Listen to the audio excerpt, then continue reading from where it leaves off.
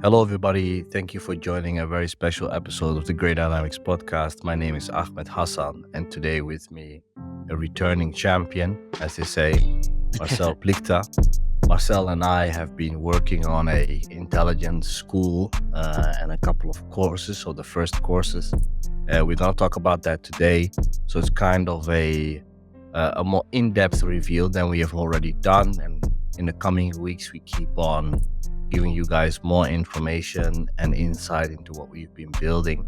Right now we are in the final stages of the course and we're waiting for the accreditation and some other bits and bobs. Thank you for joining, Marcel. Good to be here. It's cool to finally talk about this, and I know we've hinted at it, but cool to talk about this in more detail finally. Right. I mean, we've been talking about Wagner way too much. Yeah, well, we talked about and we sort of stopped talking about Wagner the second they became like world famous for the whole Right. drive towards Moscow business. It felt a little bit derivative to do more on it. I know we tried to do like a podcast on that Sunday, and the Saturday they did the march, Mm. but it didn't. Obviously, we didn't do it in the end. Some people couldn't do it in time, so we kind of left it for what it was. But any interesting things you're working on right now? Well, so I just got back from several things, but most recently from Barcelona, where I presented a paper on one-way attack drones that I co-wrote. But that was more on Cool. that was less on the intelligence side and more on the academia side of things. We were Hmm. questioning whether states could coerce each other using one-way attack drones, like the Shaheds and stuff like that. So we looked at Yemen and we looked at Russian use against Ukraine and did that. But yeah, I think that's the coolest, most recent thing I've done. Maybe that's not cool enough, but Oh, and in our book, that's very cool. So yeah, let's get into it. I think I'll go first, if that's okay. How this course came about, and how you and I started talking about this, and where we are right now with it, and then we go into all the different courses of the intelligence school and some future outlook. I think also it's a good thing to talk about what we're trying to do with partners in the future and some of those ins and outs. But I think the idea for a course within Great Dynamics itself, or actually, yeah, just the course, the idea of it started in 2019. And so that's a bit before you joined. And the idea was always we know what intelligence education on the academic level is. We know what intelligence education on the job is, may it be government or private sector. And we saw that there was a bit of a disconnect between the two, first of all. And I believe that in our case, we continued to develop our own kind of way, which is more of an intelligence that's written for an online audience, while we continue doing the intelligence that we do for clients offline. And while doing that, we developed our own methods, but also we developed really excellent intelligence analysts and other intelligence professionals while doing it. I think through our own training in house, we've had now over 70 individuals coming through that are now some of the first ones are, and I hope they're listening, are now in senior positions in the private sector, some in the government sector. Some have been on the podcast before. And I think we saw from them, but also from friends of ours that lead intelligence teams or security analyst teams, that there was an understanding of OSINT and mainly like how to use tools and how to investigate online. There was just not enough understanding of how to write, or the tradecraft around writing and thinking. I mean, we will get into that in a little bit. I think, Marcel, you can go into that a bit more when we speak about that specific course. But I think there was something missing there. And we heard from a lot of people, hey, we are seeing really brilliant people coming from good schools, great schools, top schools, and sound a little bit like Trump there in how I was summing up. only the best schools. Yeah. And we were seeing that they were having a really hard time turning essay writing and academic writing into intelligence writing, right? So we kept on hearing this problem and we're like, hey, we need to do something about it. So when we did a trial just before COVID started, me and Sergio did a trial, and we realized that all these young people and some senior people too knew how to use techniques to find things, Mm, but they had we felt like we were not speaking the same language as them. mm, So they understood the OSINT lingo, let's say that, but they didn't really understand how to communicate that, for example, somebody who comes from a military intelligence background yeah. or a government background. So we saw a bit of a disconnect there. And it's like, how are we going to build a course, but we don't know what the base level is of those students, right? Mm, So I think that was for us like an aha moment, and pretty much around the time that you and I started talking about this last year. mm. And that's kind of how the idea and us starting to work on it started. I don't know what your ideas on it are, and how you looked at it and when you thought, hey, this could be something. Well, I mean, I think the first time we ever talked, which I think was 2021, I think, when I was leaving the U.S. intelligence community, I think you had mentioned it then, like that you were interested in doing a course, and I was Hmm. like, oh, okay, cool. And then that kind of went by the wayside a little bit because there was a lot going on, and you were managing the website as well and its growth, and starting the podcast. So I think we got started in earnest in mid 2020 is when we were developing sort of course outlines and stuff and what we wanted to say.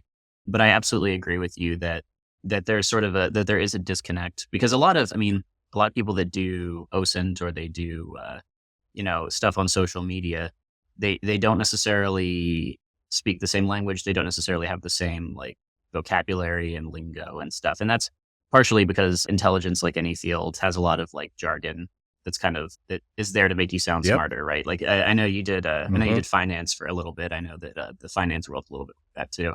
Hmm. Hmm. But yeah, I mean, there's that. There's sort of the different vocabulary, but there's also sort of the first thing they taught us, right, in intelligence analysis was you have to say what happened, but you also have to say so what, right? You have to explain why the thing that you did matters. And when I look at social media and I see a lot of people doing like amazing work using OSINT techniques, geolocating and doing these investigations, they'll sort of just leave it at that, right? They'll be like, I've geolocated this thing, and that's all there is. And Hmm. and so part Yeah. of I guess my dual sort of ideas in here were both to sort of teach that vocabulary so that everyone's sort of on the same page about what we're talking about and the concepts we're referring to.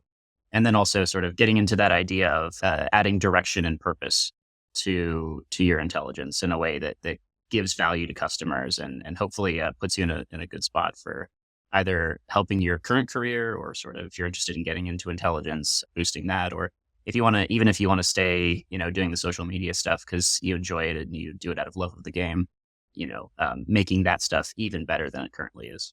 Yeah. No, makes perfect sense. I mean, we've had the discussion on the podcast, I think, numerous times. Mm. The answering of the so what. What does that mean, what you found? I had a discussion about this with an analyst this morning, actually. So he knows who he is. I'm not going to name names further.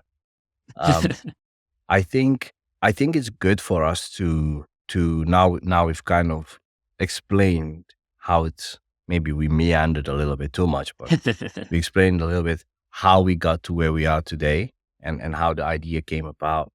I think kind of got out of hand, I believe. When we were thinking about doing an intelligence analysis course or a like production and dissemination course, like writing and briefing. So again, the lingo there. Yeah. I believe that it's good for us to now go to the courses one by one. We can do that shortly. And then I think after that, it's also good for us to talk to you guys about, because we're mainly going to focus on phase one Yeah. of the intelligence school. So these are fundamentals. And then what we have in store for phase two, phase three, and perhaps even phase four, but we haven't even planned that out yet. Phase four, so only three phases now, but I Yeah. think that's more than enough. Yeah. for Just 3 Avengers uh, movies. yeah. That could have been enough. Yeah, true. Or 3 and a 3.5, Mm. second part of 3. So let's start out with the intelligence fundamentals course, which is our very first course. And could you, Marcel, go into a little bit about that? Yeah. So, because this is the very first course of the very first phase, we kind of wanted to give everyone sort of an even foundation so that sort of they don't if you don't necessarily know the lingo, you don't necessarily know the jargon, we can very quickly bring you up to speed and sort of teach those terms so you know exactly what's going on. We start really really really really basic, but we move on pretty fast with sort of what is intelligence, and what is intelligence for. And this is important not just to define our terms, but also to sort of set the scope of our course. Our focus is very much on sort of focusing on like careers, focusing on understanding how intelligence works and how intelligence is conceived. So, when it comes to, topics like covert action, maybe that's for phase 2. Right now, we're just focusing on that. We go through sort of different kinds of intelligence. So we go through strategic, operational, tactical, current intelligence, go through those. We talk about the difference between, and I know that this is a big, a big message I think from your podcast is information versus intelligence. The difference Hmm. between just knowing something and or having a piece of information and then processing it and then making it into something actionable.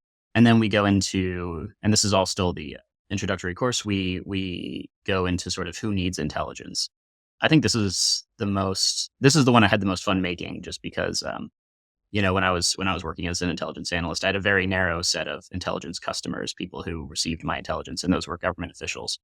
And so this sort of takes a much broader scope, and we talk about sort of government officials that receive intelligence, but also sort of private customers from the private sector, NGOs, academics, media, all the people that could make use of intelligence, and we take a sort of a broad scope at that, just because we know that a lot of people who are early in their careers, they don't necessarily know where they'll end up, and they want to be sort of flexible for any kind of organization that does intelligence, or something that could reasonably be called intelligence.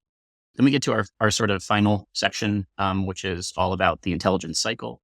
The intelligence cycle sort of frames the subsequent courses. So we sort of give you a real summation of what it is here. We introduce the cycle. We go through briefly what each of the stages are, so you have a sense of what it's for. And then we talk about sort of what the variants and limitations of the intelligence cycles are, because it's a framing device, but it's an abstract concept, right? For a really complicated process that is intelligence. Hmm. So while it frames the course, it's not the end all be all of intelligence. So what we're trying to do is sort of we're using it as a framing device, but we're explaining sort of how it's a model, and every model has its limitations.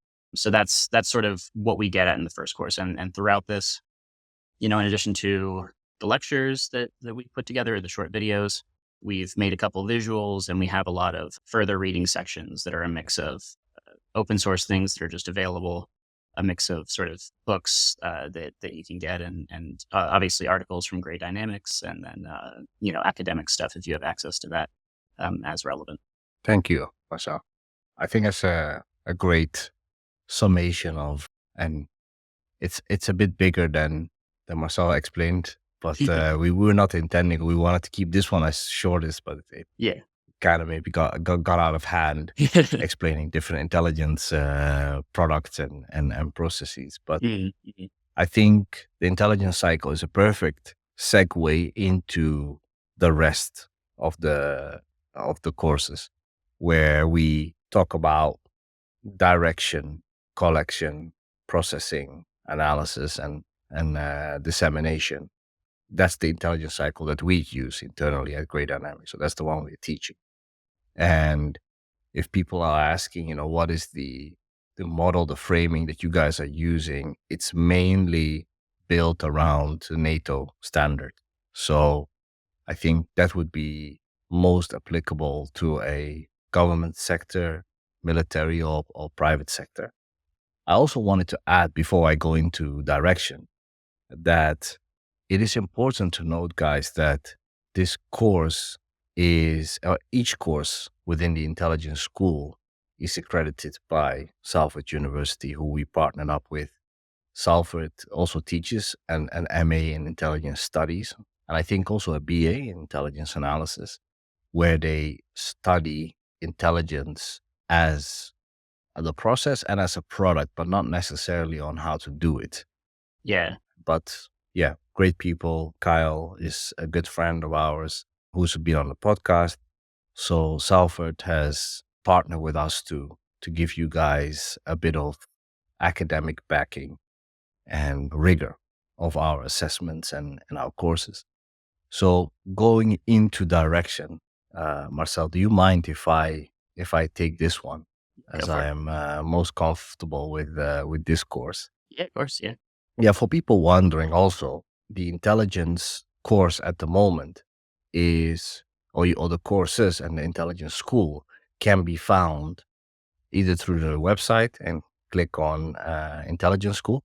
But if you want to directly go there, just put in your browser school.greatdynamics.com, and then you can get there, and it will give you guys a good understanding of what the course is about and the intelligence school is about. So intelligence direction, where we start most of the work that I do as an intelligence manager, leader. I don't know if I would call myself a leader, but I'll leave that to others. Is is it managing and overseeing the intelligence process? So that's what we're going to talk about in intelligence direction. So we were going to talk about how intelligence can come directly from a consumer, so external direction, from internal direction, either from a different business unit within the organization or another analyst. So that's how we start off the course. We go into what information requirements are. As Marcel mentioned before, the difference will be explained before. So it's important to take the courses one by one, so you understand what that means. And otherwise, you might feel a little bit lost. Not too much, but we repeat a lot. We go into intelligence requirements, how intelligence requirements are built, what that looks like. Some of that jargon will come up, how we use it in government and how we use it in the private sector. We're going to show you guys how we use it within Gray Dynamics and how our process works. I've talked about this before in the podcast. I've posted this before on social media, on my LinkedIn. So if you want to check that out, you don't have to pay for that. That's free. So you can check that out. And we go into, then I think for us, the most important step, when you understand intelligence requirements and you build an intelligence requirements plan, you go into a collection plan. And a collection plan is basically a document that lives between in Gray Dynamics in different organizations that differs. I think Marcel can maybe give more of a government perspective on this, but within Gray Dynamics, it's the document where we keep each other accountable. So the team keeps me accountable for setting the direction and keeping the collection efforts to that. And I keep the team accountable, making sure that every source that they find is collected. I think my former professor, Phil Davies, I hope he hears this. He called it if I'm paraphrasing what he said, he called a collection plan an intellectual log of your steps that you take. So in the collection plan, you describe the sources you use, the reliability, the validity, where you found it, when you found it. It's very important if somebody wants to double check it. That's mainly me. So if somebody makes a bold statement, makes an assessment, I need to know that's backed by a solid source and I can see how credible the source is, what the person got from it. So we will show you guys how we do it and what that looks like. And then from there on out, we go into the collection course where we're going to talk about, I think most people, when they talk about intelligence, will understand the collection course. I think OSINT has made collection a priority. So collection is mainly the searching and finding of sources to fulfill your requirements. And I'll just go on, Marcel, if you don't mind. And in the collection course, we describe different collection principles. So OSINT, HUMINT, MASINT, SIGINT. I think we also talk about FININT. I have to say, as we go on, we're going to add more ints. And this is also connected to who will come on as instructors and advisors to the intelligence school. So the more experience we get in different ints, the more we can cover them in modules. So each int is basically a module within the course, and we go into the characteristics of each intelligence method, and we talk about why it's important and how you can use it. So in a government setting, HUMINT is more used, obviously, than in a private setting. It doesn't mean it cannot be used. The methods and the laws and are different. We will talk about those things too. I think ethics are it's very important to talk about, not just for open source collection, but also for other ints. And you might be doing something that's not, according to the law. And then from that on, we go into the processing course. Marcel, I mean, we both can talk about this. If could you go in a little bit about processing and give us a bit of a breakdown? Yeah.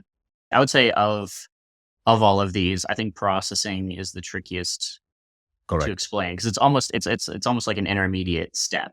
And one Mm-hmm. of the things we try and do throughout the course is point out that you don't necessarily have a dedicated person doing each step, right? You might have a Mm-hmm. collector who's doing some processing because they're translating.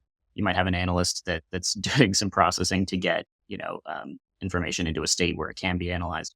You might even, and I think this is with smaller teams, right? Like Gray Dynamics, the analyst is also in many ways a collector Mm-hmm. of Correct. information. So we do appreciate that there's that these categories are good for explaining how intelligence works, but you as your career might encompass several of them. So basically, processing, we go into what is processing and who does it, and we sort of talk about a lot of the issues we just talked about. We have a section on aggregating a module, I should say, on aggregating open source report.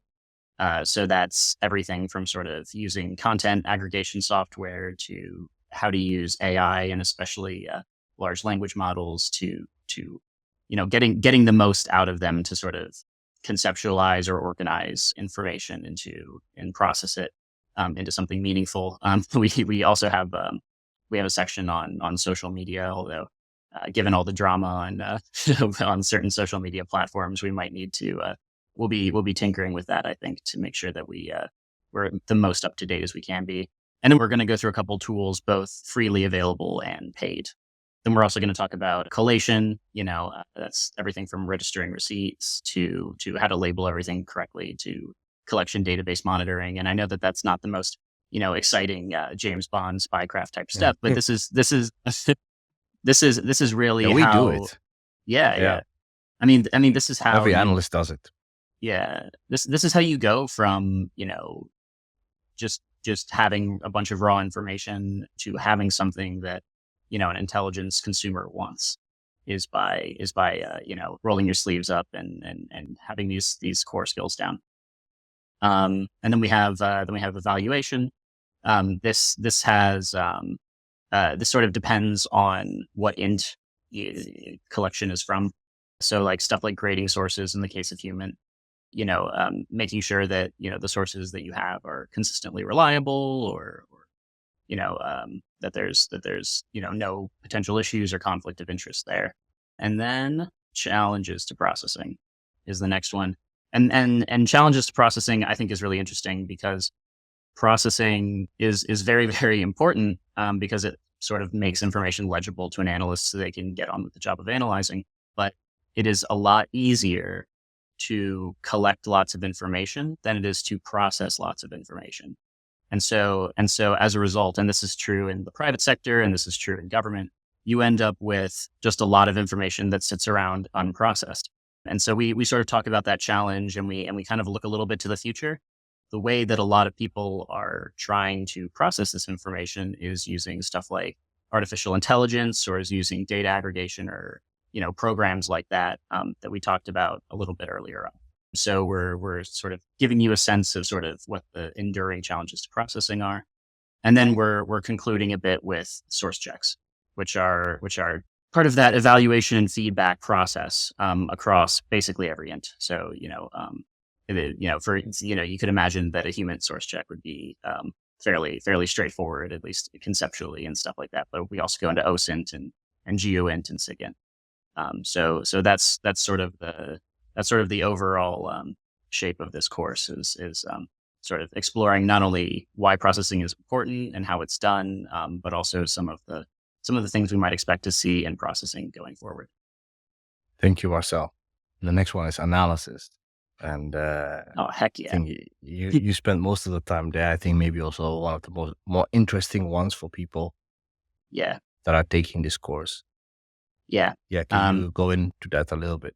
so yeah, of the courses, I think this is the closest to like my baby, I suppose, in terms of getting everything right. And because I know that a lot of people, when they go into intelligence, they're very keenly interested in specifically going into analysis. And so giving people like a really good foundation that they can either build up from or move into phase two when we finish that, or if they get a job in either government or private sector and they do trainings there, this sort of maps on to what you will be learning.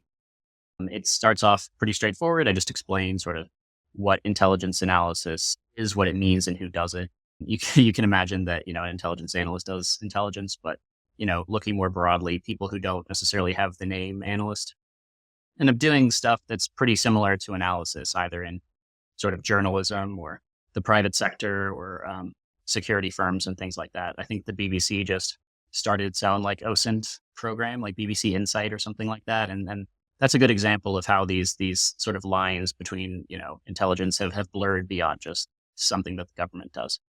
I then go through sort of assessments, writing an assessment. So that's kind of the core when it comes to analysis, because you can look at information and come to a conclusion all you want, but you then have to take that and write an assessment about why this matters, what's going to happen, what do you think is happening.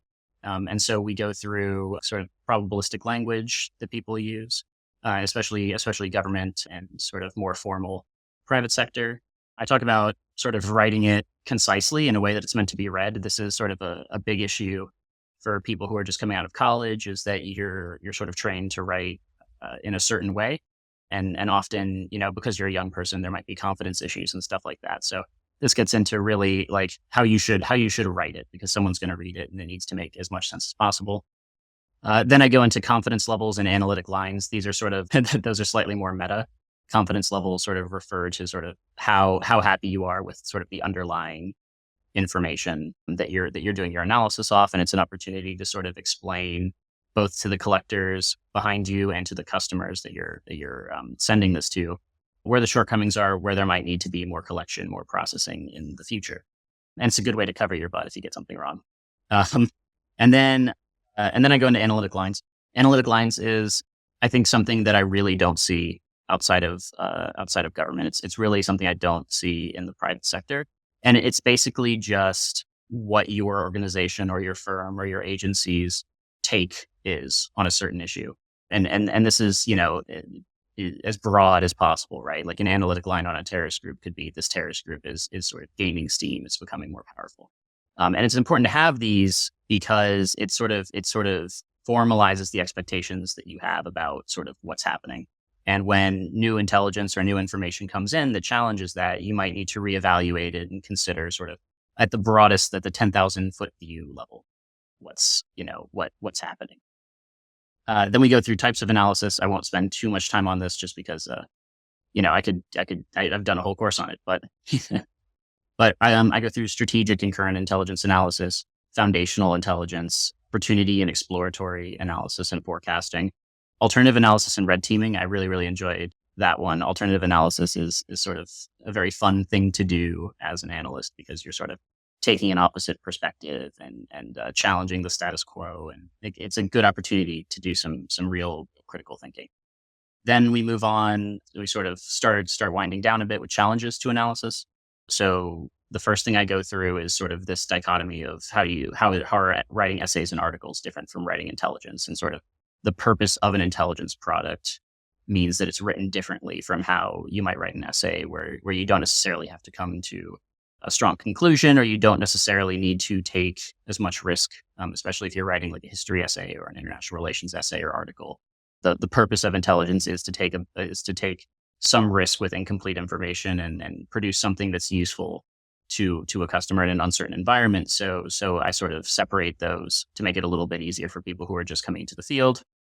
I talk about intelligence failure.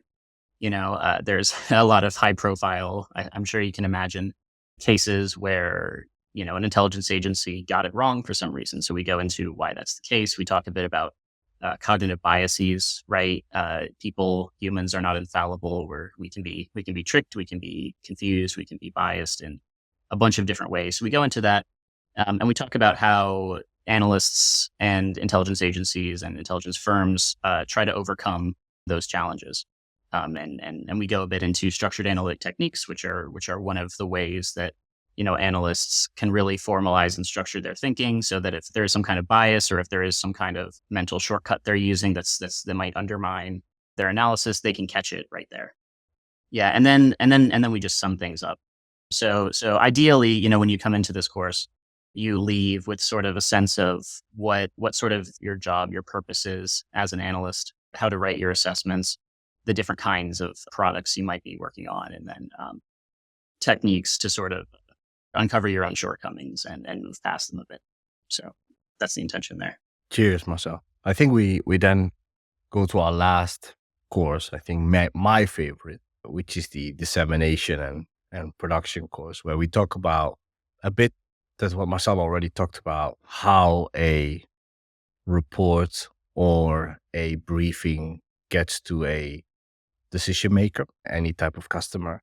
And this can be another analyst, by the way. So that doesn't have to be somebody at a higher level.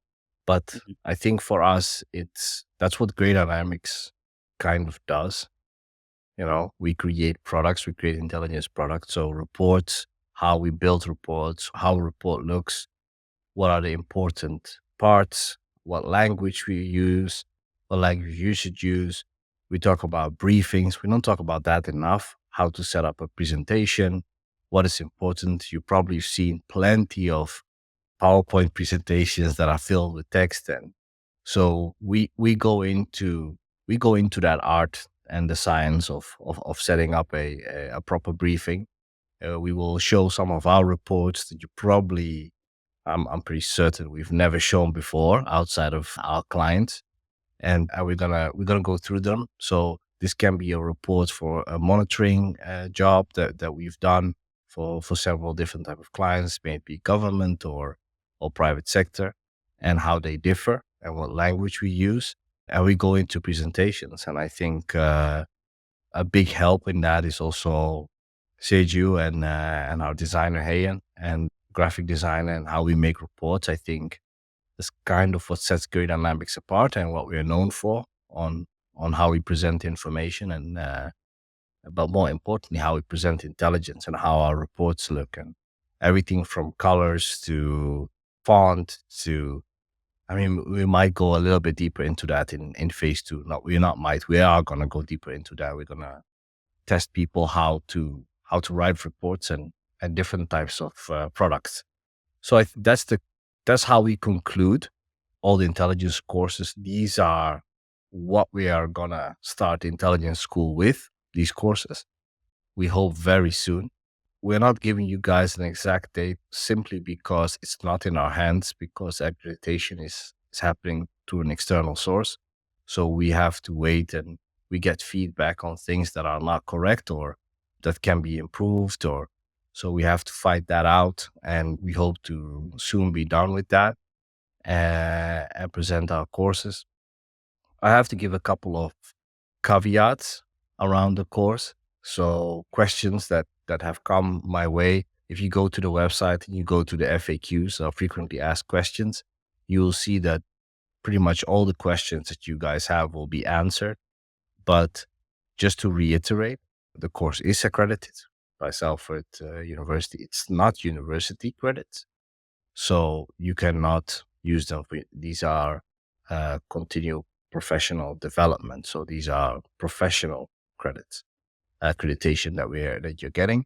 Secondly, the course cost. So each course is around $200 to $250 a piece. And we are going to offer in the beginning the courses only as bundles. And that's all the courses combined. So the 6 courses, but you only pay for 5. So that's a introductory price that we're doing around $1,000, $1,250. And outside of that, other questions that have been raised. How long will it take? Hard to say. We don't know that yet because our team, the analysts at Great Dynamics, are going to test that, and so we will give you guys a better answer closer we get to it. The course will be limited to 100 people. That's only because we want to give you guys as much guidance and feedback as possible. So we cannot take on more than that people. Otherwise, we wouldn't be able to guarantee you guys the feedback that you need. Even though this is a self-paced course, there might be things that you struggle with or around career, you have questions. So we will have designated office hours for that where you can ask us questions and we can communicate with you guys directly. You should say that 100 in the first cohort. Yes, 100. Yes, not ever. No, 100 in the first cohort. Thank you for correcting me on that. So it's 100 at a time. And I think it's either 2 or 3 months, that limitation, before we start with the next cohort. So we're still working on that, but that's the limitation. I know a lot of people, far more than that, have registered their interest. So I'm really happy with that. But I also understand that some people will be disappointed that they cannot do it. I'll only say to that, don't worry. There will be other chances. If you were in the first cohort and you showed interest, we will pay attention to that. There's 2 ways to guarantee a spot. One is if you're already a subscriber to Great Dynamics' top secret clearance. If you already have that subscription, then you automatically get dibs. You get to start first. Secondly, we will do a pre-registration where there will be a fee. We haven't decided yet what that fee will be, but a percentage of what the bundle will cost. And if you do that, then obviously you will be guaranteed a spot. Otherwise, you get your money back. So that's kind of the ins and outs of the course. Speaking on the wider intelligence school, I can say that right now, myself and Marcel are developing the courses and we are part of the school. We have recently also signed up with Cole Pruitt of the Alcon S2 channel. If you might know, he's a Kiwi, he's a former military intelligence analyst. And Matteo, who's an Australian intelligence professional, who is a former humaniter in the Australian Army. So we're growing. There's more people joining as advisors and teachers. For phase 2, that's a bit away, but not that far away. Phase 2 will be mainly weekly classes. So there will be classes live, not pre-recorded classes that you can take, and assignments that will be graded. So you will write assignments, you will hand them in, and they will be graded, and you will finish the course with a number of assignments that you've done and experience that you've gained from an intelligence professional can tell you what you did right, what you did wrong. And it is a pass or fail. So just have that in the back of your mind. It's not an easy course if you're thinking that. I think our intelligence analysts within Great Dynamics, they go all through this on a regular basis. So it is doable if you're motivated and you can read and write and you're willing to study, then it's doable. But I will say this, just because the classes are even smaller, I believe around 20 people, and you will have to do phase 1 first. So you cannot jump into phase 2 immediately, just for us to know that you know the basic fundamental levels of intelligence. If you are further in your career, you can show us proof, then we can make an exception. But that's at the moment the requirement to start phase 2. And then phase 3, we've talked about it in the social media post that we've done. Phase 3 will be mainly intelligence exercises and simulations that we will do live in a classroom with a group of people, where we will conduct intelligence analysis and creating of products. Maybe we will do some interviewing techniques and that type of stuff too. That's not even set in stone yet how that's going to look. So that's still a bit away. But we've done those before. We've done them in the past. We continue to do them.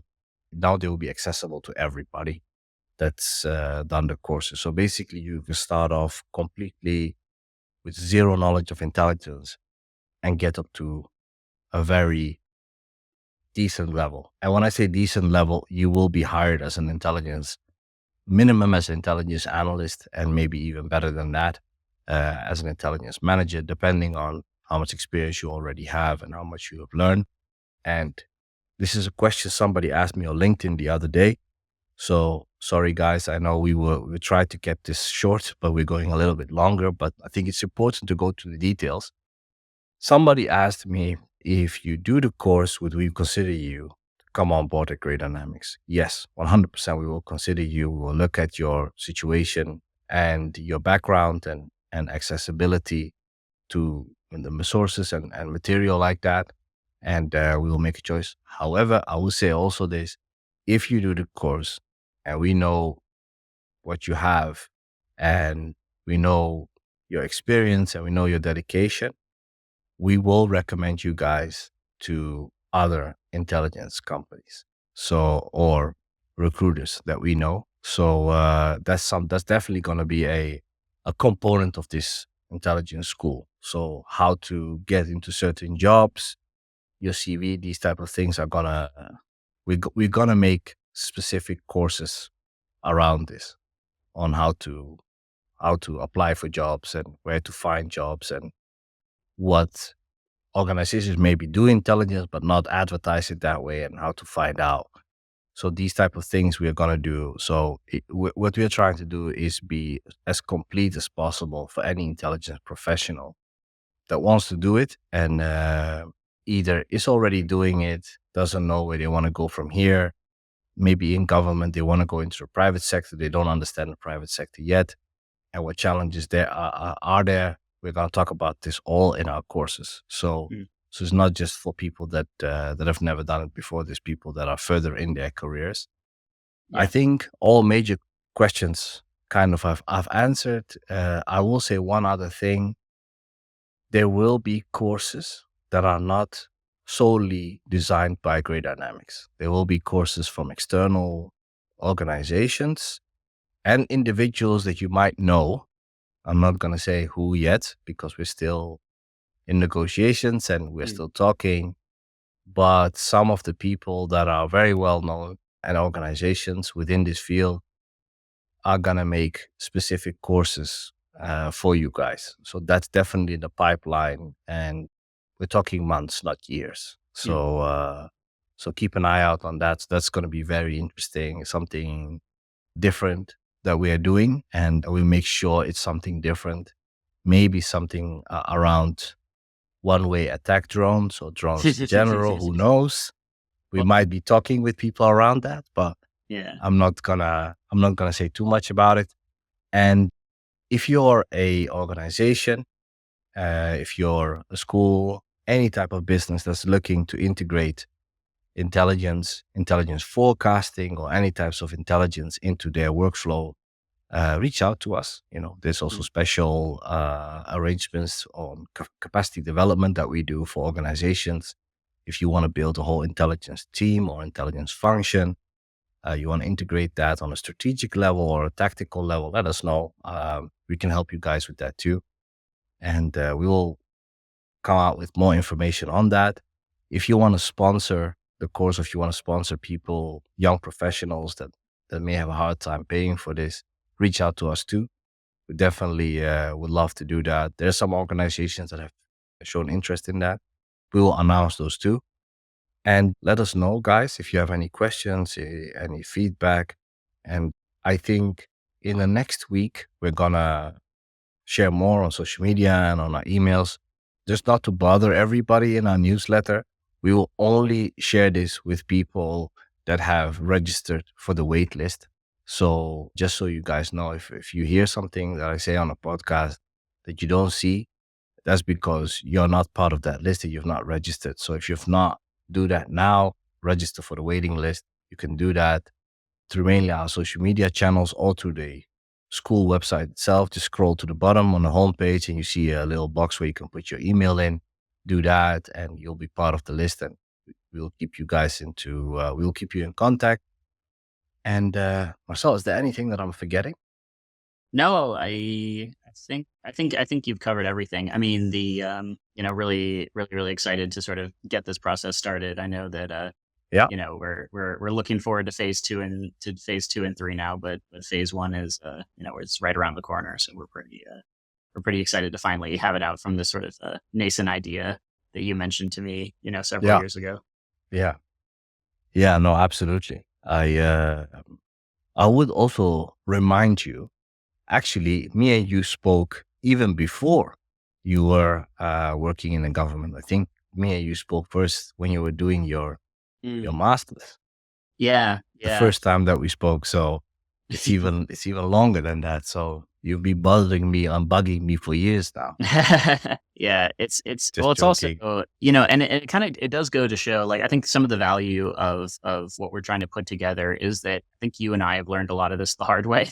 You know, Yes. how to function in these different environments, what you need to know, what skills are useful, and so I think part of it is making it easier for everyone else, and that's everything from the skills you need to sort of thinking like how do I transform those skills into jobs? Like leaving phase 2 with actual, like, a graded intelligence product. A lot of organizations want writing samples from you as an example Hmm. when you apply. So having, in addition to say an essay from school, you can also say, like, in addition to these literacy skills that I've developed and my ability to form an argument, I have also, I've done an intelligence product before, and I've sort of applied critical thinking in that specific way. So there's a I wish I had known a That's a lot of great this. point. I wish I had known a lot of this before, instead of having to learn the hard way.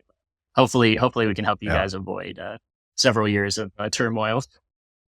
Yeah. No, definitely. And I also wanted to add to that. That's actually a really great point you make there. I wanted to add this. Somebody told me this the other day. Um, you don't have to be an intelligence practitioner to do this course, or even if you wanted one. If you engage with intelligence practitioners, so you might be a consumer, right? So you might be an executive, or you might be a military leader, or a government official that gets intelligence from the private sector or other sectors, and you want to look at it from that perspective. Or you're a researcher and you want to know what intelligence reports mean, and what those are talked about. This is a really, especially the first phase, and the fundamentals are a great way for you to get an understanding of what intelligence is and what it means, and demystify some of those myths and the secrecy that has been built around it, and in some cases correctly, but in other cases not. So we try to be a little bit different, and as people that grew up around the internet, try to be as transparent and as open as possible. And some people might like that, some might not. But really, this is a skill set and a profession like any other. And there's no need to make it sound cooler than it is. It's a cool job. It's a really interesting profession to do. And yeah, there's no myth building that we're doing around this. This is pretty as easy as it is. And yes, there are things that we cannot teach in phase 1.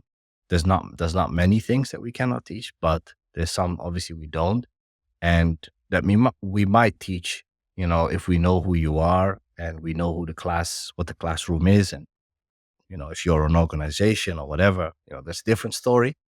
But that's something, a little caveat that I wanted to place there. And Marcel, thank you so much for not just for being on a podcast, but for all your help and your efforts. I would also like to say we haven't really talked about that. It's kind of like we've tucked that a little bit away, but Marcel is going to be the one who's going to be running the intelligence school and spearheading those programs. And so, it will save me a lot of headache myself, and I can just run away and do Yeah. things that I Yeah. want to do. No, really, I'll be honest about this. This is probably the funnest and the most interesting and the most fulfilling thing I've done with Grey Dynamics so far. There's really nothing more that I'm more prouder of Mhm. than what we've been able to do and the people that we've been able to bring together. Really, this is, yeah, I'm really glad that we finally like got to do this. And I know it sounds a bit cheesy, but I mean it. And the responses that we've gotten, I've been blown away. I didn't think so many people would be interested from all over the world. Um, I see where people sign up from, and yeah, fantastic. And thank you guys, really. I, I I I say it from the bottom of my heart because it's a lot of this stuff you don't know how it's gonna do until you do it. Yeah. So I want to, not just you, Marcel, and believing in my crazy ideas and plans. I would also like everybody that has, supported us and that helped us to give us some insight, and the people who have signed up, above all, thank you so much so far for believing in us. We hope we can repay that trust into a great courses, and a great intelligence school. Any final words from you, Marcel? Well, I guess looking forward to seeing everyone. Part of the benefit I think of running the intelligence school is when you have feedback or when you have questions and stuff, you have access to me. It's not necessarily like some online courses where you just take it and you don't. Maybe there's like a forum and maybe the moderators come in or not. So Mhm. I look forward to hearing from you guys, good and bad, about what you think, Yeah, and looking forward to it. hopefully mostly good. Yeah, mostly good. Yeah. Yeah. Again, everybody, thank you. If you made it this far, I say this every week. This is obviously a bit of a different episode, but this is not really an episode. This is more an announcement. So yeah, share, like, whatever they say, follow us on YouTube. If you're listening on Apple or Spotify, give us a good rating if we deserve it. If not, then not. Tell us why, what we can do better. And I hear from you guys soon. I would like to say this as a final thing. This is going to be the last podcast as a regular podcast for the time being. It doesn't mean, by the way, that we're ending the podcast. We're going to come back with season 3, but this is the end of season 2. I think Marcel is cooking some special episodes that he did like last year around Christmas. Yeah. I don't know what he's up to or what he's scheming as of yet, but there will be episodes. They will just not be the normal regular podcast episodes that we do. There will be special episodes. There will be other things. Maybe I will just go in and just tell you guys a little bit about, myself, or about, what's going on in the world. And those are shorter podcasts, some editor's notes. But the normal format that you guys are used to, we'll come back to that in a couple of weeks. Exactly an hour, Marcel. Oh, So nice. yeah, so we didn't go too far.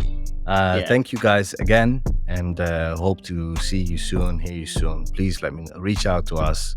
We'll put all our information will be in the show notes. Some useful information on tradecraft that we've written before will be in the show notes. And thank you guys. See you soon. Later.